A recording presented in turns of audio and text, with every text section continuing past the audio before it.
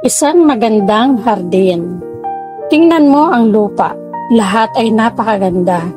Nakikita mo ba ang mga puno, bulaklak at mga hayop? Saan galing ang magandang hardin na ito?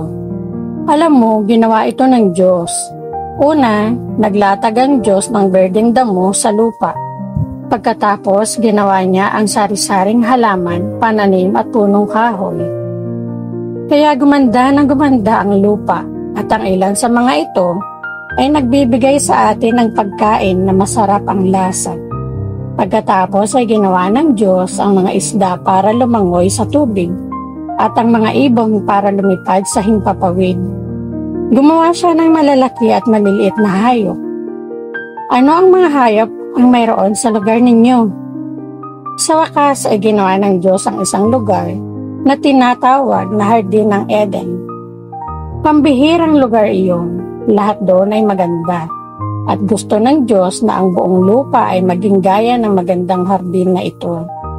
Pero tingnan mo uli ang larawan ng hardin. Alam mo ba kung ano ang kulang dito?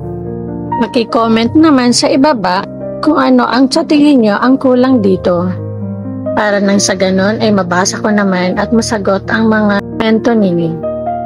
Maraming salamat po.